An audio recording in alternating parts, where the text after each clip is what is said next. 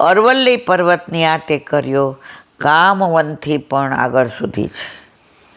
અહીં શ્રી કૃષ્ણના ચરણ ચિહ્નના દર્શન હોવાથી ચરણ પહાડી કહેવાય છે. પહાડી પર બાંધેલા પગથિયા છે. જો આવ્યું પગથિયા, પહેલાં પગથિયા હતા, હવે આ બધું કર્યું એટલે ગાડી સીધી ઉપર જાય છે.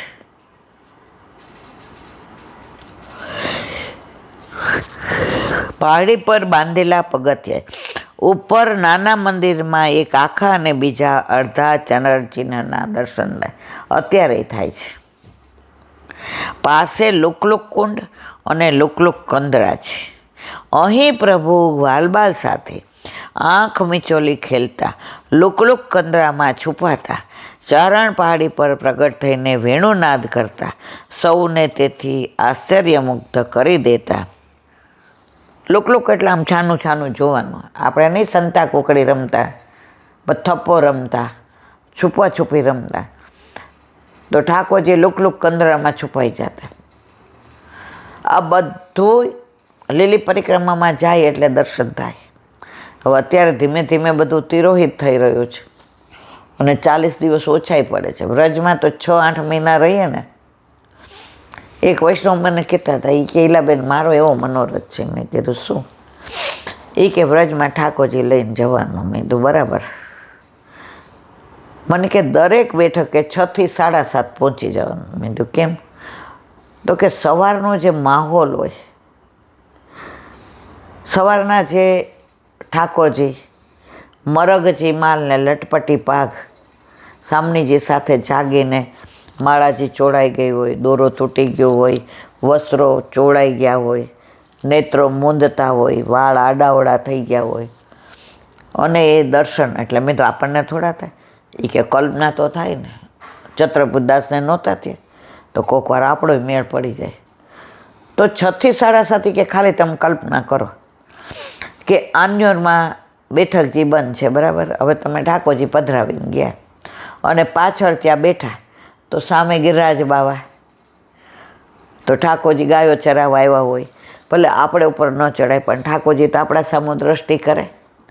ગાયો ચરાવતા ચરાવતા આમ લકુટી લઈને ઊભા હોય ને વેણુનાદ કરીને આપણી સામું મંદ મંદ મુસ્કાતા હોય.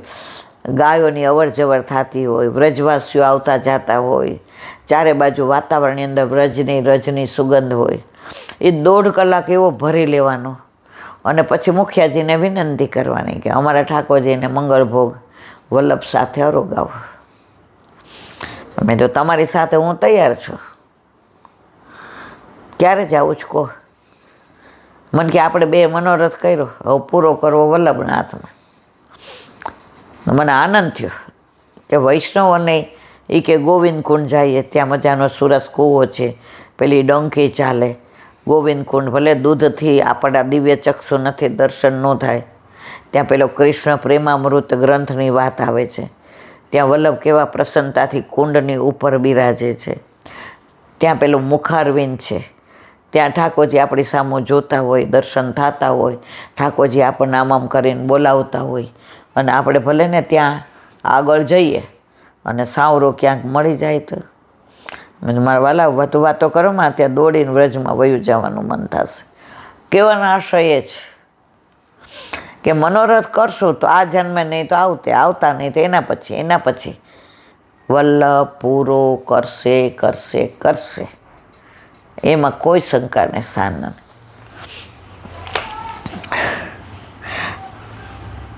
છાક લઈને આવતા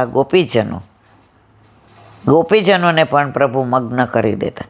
લુક લુક ખેલીએ હો રાધે પ્યારી જો આંખ મીચોલી. ઠાકોરજીને સામને જઈ કે હાલો લુક લુક આંખ મીચોલી રમીએ. શ્રી જશોદા બેટીજીનું પદ છે. અહીં આસપાસ રમણીય દ્રશ્ય લાગે છે. ચરણ પાડીને આજુબાજુની વનરાઈ કેવી છે, વૃક્ષો ને વેલીઓ ને સામે પહાડ ને વરસાદ આવતો હોય તો ઝરણા ને ચારે બાજુ કોયલ કુહુ કુહુ બોલતી હોય ને પપીહા પીહું પીહું બોલતા હોય, મોર કળા કરતા હોય, અને ઠાકોરજીના ચરણારવિંદ ઉપર ઠાકોરજી આમ કરીને લખોટી લઈને ઊભા હોય, રાધાજીની રાહ જોતા હોય, આજુબાજુ ગાય હોય, બછરા હોય, પ્રભુને નિરખતા હોય, વ્રજવાસીઓ હૈયો હૈયો કરતા હોય, ચારે બાજુ વાતાવરણની અંદર પ્રભુના શ્રીઅંગની સુગંધ હોય, સામનેજી બરસાનાથી દોડીને હા. ચરણ પહાડીની બાજુએ ઉતરતા આગળ મહોદધી કુંડ છે. શ્રી કૃષ્ણે અહીં દહીં આરોગીને મુખ ધોયેલું, તેથી મહોદધી નામ પડ્યું. બોલો વલ્લભાથી. શ્રી વાંગ મુક્તાવલી. હરિરાય મહાપ્રભુજી કી જય.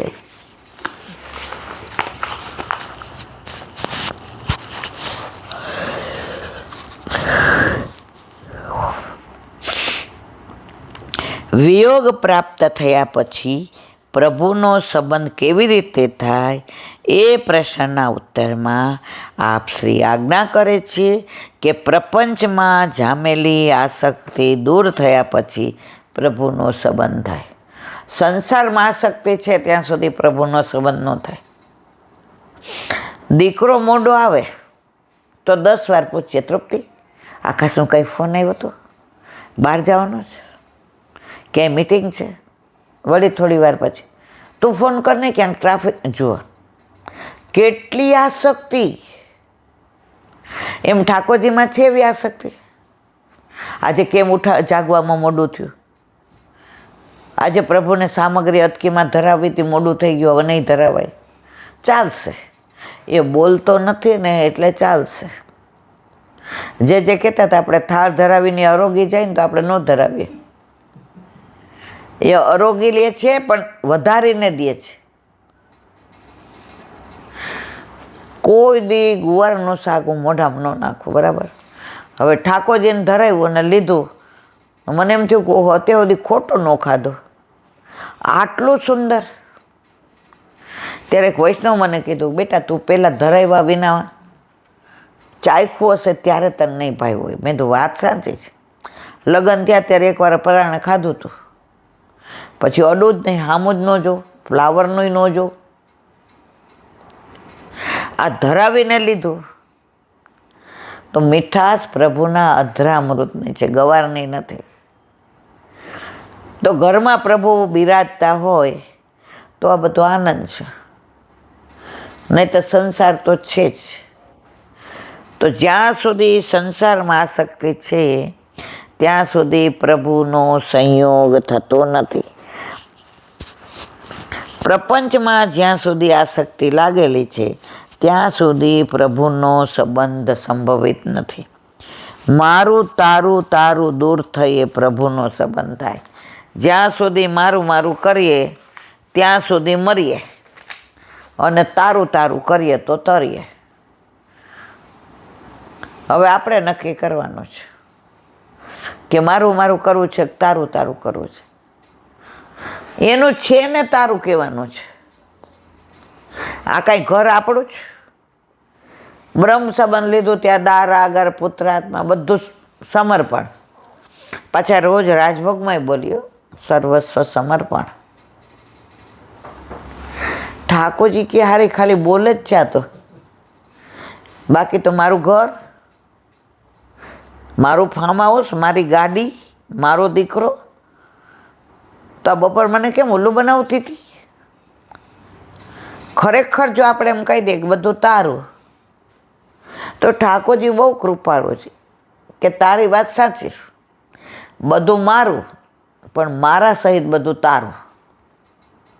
આપણે કહીએ ના એ વાત ખોટી, તમે નહીં બાકી બધું મારું. આ જે જ કહેતા હતા કે આપણે બધા દુઃખી કોઈ આપણા દુઃખથી નથી, આપણે બધા દુઃખી બીજાના સુખથી છીએ. બીજો આટલો સુખી ને હું કેમ દુઃખી? તો દુઃખી શેના છીએ? ઓલા ભણતા ત્યારે વાર્તા આવતી હતી, પ્રભુ પ્રસન્ન થયા તપ કર્યું હતું. એ કે બોલ માગ માગ. ઓલો કે હા મારે માગવું છે ઘણું, પણ એ કે શરત એક તપ ઓછું પડ્યું તારું, એટલે તને જેટલું આપો ને એના ડબલ તાર પાડોશીને આપો. હવે આપણે કેવા છે એનો દાખલો. ઓલો કે ના રે ભાઈ, એક બંગલો માગો તો એને 2, એક ગાડી માગો તો એને 2,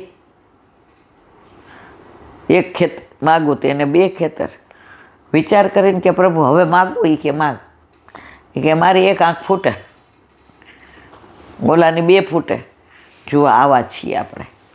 આપણે આપણા દુઃખથી દુઃખી છીએ જ નહીં, આપણે બીજાના સુખથી દુઃખી છીએ. અને આ પ્રપંચ આપણામાં છે ને, ત્યાં સુધી પ્રભુ સાથે સંયોગ ના થાય. ઘરમાં બિરાજતા હોય તો એ કે પણ હવે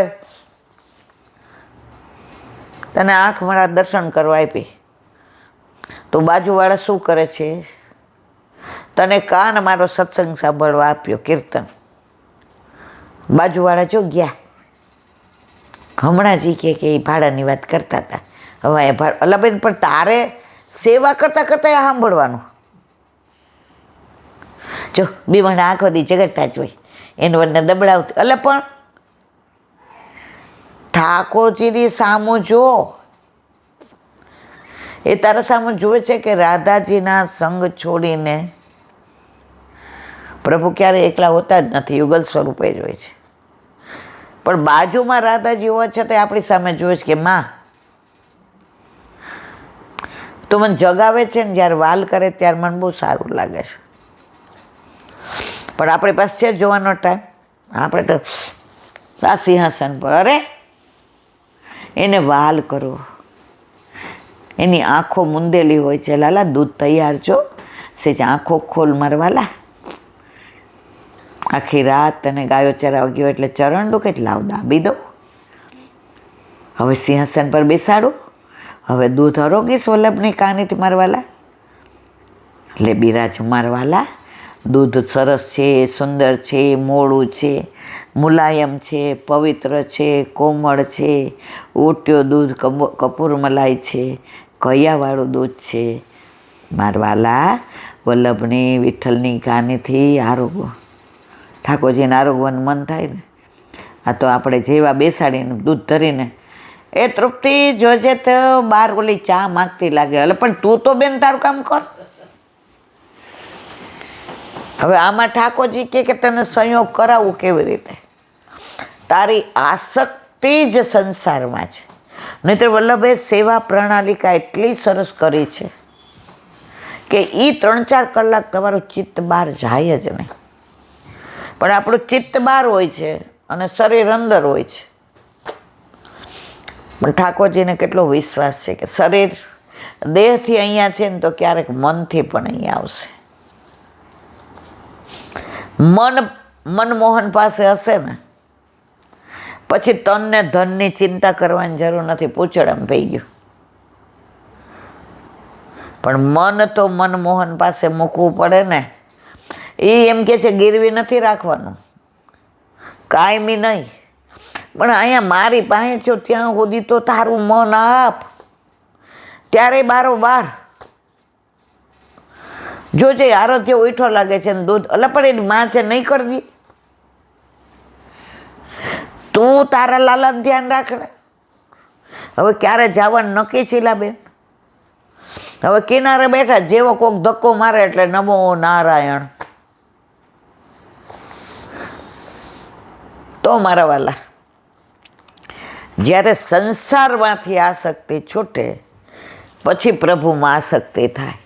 બોલો વલ્લભાતી દયારામભાઈના ચંદ્રાવલા.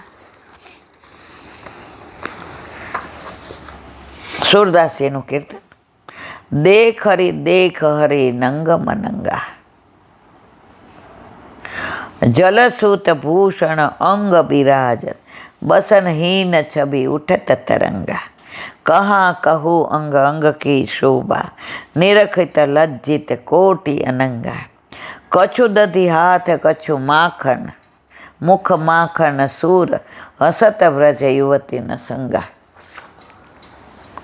સુરદાસી રોજ કીર્તન કરે ને તો જેવા વસ્ત્ર હોય, આભૂષણ હોય, માળાજી હોય, એવા જ વર્ણન કરે. તો ગુસાઈજીના પ્રથમલાલજી ગિરધરજી ને તૃતીયલાલજી બાલકૃષ્ણ, એક દી એને એમ થયું પરીક્ષા કરીએ કે આ સુરદાસજી કાંઈ આમ ઉષાઈજી ના પાડી કોઈ દિવસ વૈષ્ણવની પરીક્ષા ના કરાય. તો એકવાર હંસા હંસા કરી તો નવનીત પ્રિયાજીને વસ્ત્ર કે કાંઈ ન ધરાવ્યું. ગ્રીષ્મ ઋતુ ખાલી એક માળાજી મોતીની. સુરદાસજીને કે આવું કીર્તન ગાવ. એને એમ કે હવે શું ગાશે, રોજ તો કેવા શ્રૃંગારની વાતો કરે છે. સુરદાસીએ ગાયો આજ તો હરી નંગમ નંગા. આજે કાંઈ કર્યું ધારણ જ ન કર્યું, નંગમ નંગા છે. પછી કે જલસુત ભૂખણ અંગ બિરાજત. જલસુત એટલે મોતી શેમાંથી મળે? સમુદ્રમાંથી. એટલે જલ એના જળ એટલે સમુદ્રમાંથી, સૂત એટલે એનો દીકરો થયો, એ કોણ? મોતી. જલસૂત ભૂષણ અંગ બિરાજત. મોતીના માળાજી સુંદર લાગે છે. બસન હીન છબી ઉઠત તરંગા.